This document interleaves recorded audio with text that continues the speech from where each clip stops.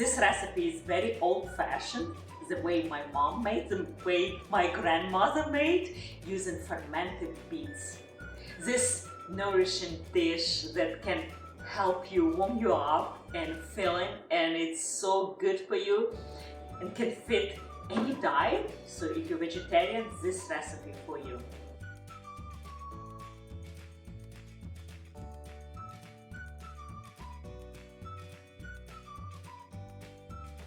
Hello everyone, this is Inna with Innichka Chef. Welcome to my kitchen. Today we are making Ukrainian authentic vegetarian borscht. We always have leftover beets, and my mom used those beets from a kvass to make a borscht. We have about 30 grams of dry mushrooms. This is shiitake mushroom. You can use porcini or any other dry mushrooms that have lots of flavor usually. And we add 8 cups of water. Let's start gently simmering, about 20-30 minutes. And meanwhile, we prep the rest of the ingredients. So we need half of cabbage.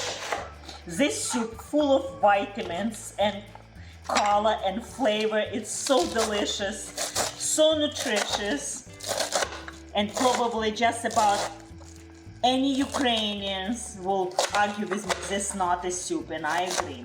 Borscht is culture, borscht is tradition, borscht is everything to Ukrainian people. We need 1 large carrot,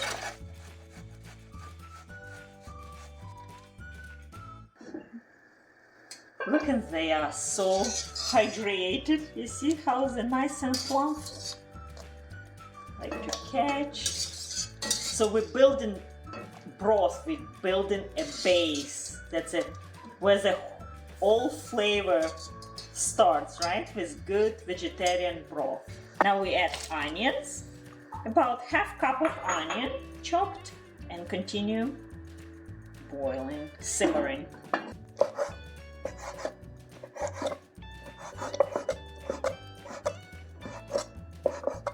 And now we're making zasmashka. Zasmashka, it's a base of all Ukrainian dishes.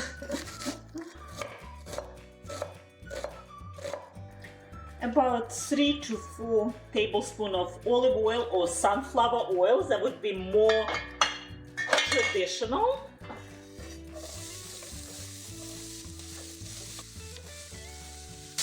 We're adding salt to make onions sweat right away to get that translucent color, and black pepper.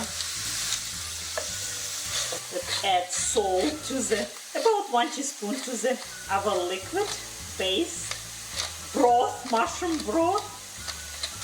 When the color looks nice and translucent, it's time to add carrot. We call zasmashka, and it's so hard and base for almost all dishes, I would say. When you have deal with beets, you always make sure you have gloves. And beets, my family always chops julienne, but you can, if you like, you can do the same thing what we did with carrots, just grate.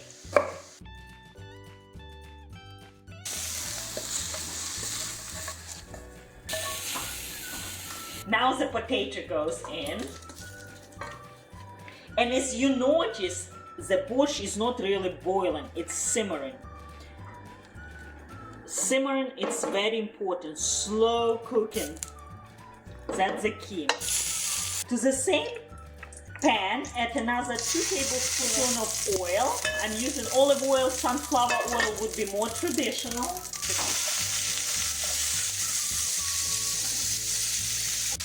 And to help caramelization, it's natural, beets has sugar. But since beets been fermented, they are not as sweet. They release their sweetness in a liquid that we call kvass.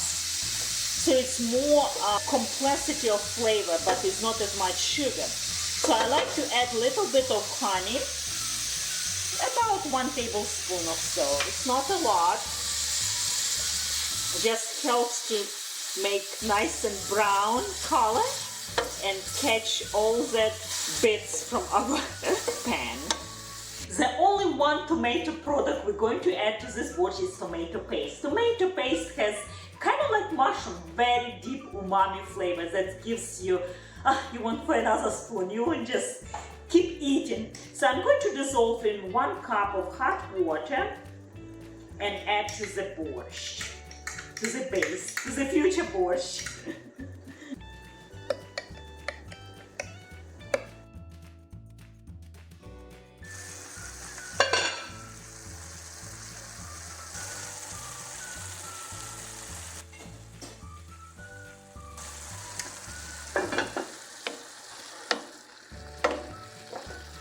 And I'm going to add 1 tablespoon of apple cider vinegar. This helps to keep the color nice and bright.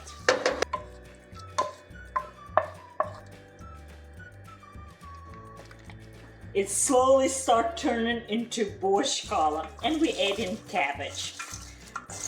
A lot of cabbage looks like a lot, but after cabbage cooked, it's actually going to be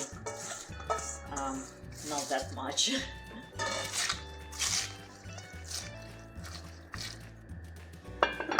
Some dill and parsley. Borscht actually is the best taste on 2nd or 3rd day.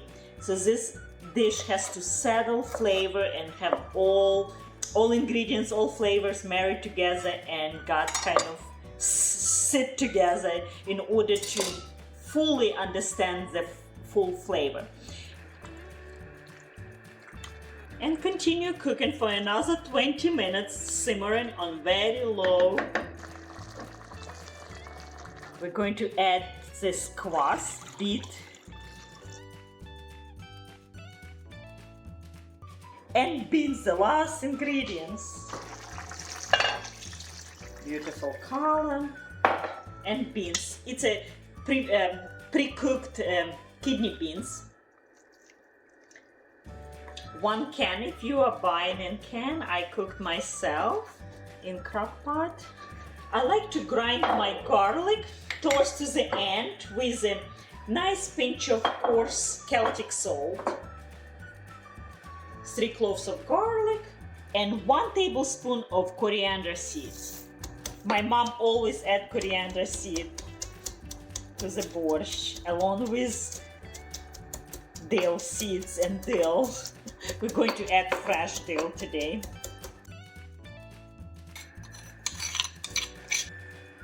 Nice, beautiful, deep color, has so much. And the last herbs, dill and parsley. Now cover and let's simmer for 1 or 2 minutes. Beautiful, reminds me really home. Let's taste for salt and pepper and balanced flavor. It's actually perfect. I probably would give a little bit of salt, and I want to show you how I'm going to serve this borscht. It's very important how you eat borscht. Every family has own tradition, but I have my own. And let's sit. Turn off heat and let's sit at least 20 minutes. Get all flavor married together. It's very important. Come and look. This is so bright and beautiful and smells so good. Smell like home. Smell Ukraine.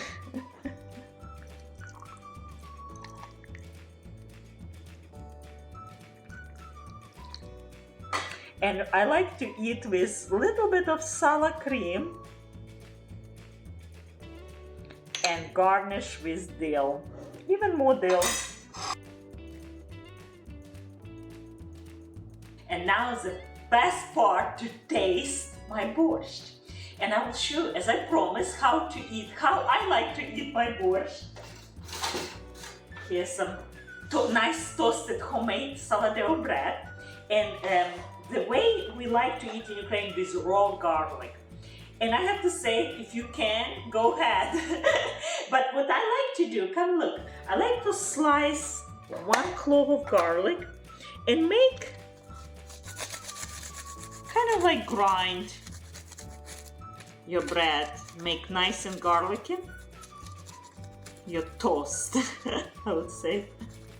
And that's how, my friends, I like to eat this borscht. Beautiful.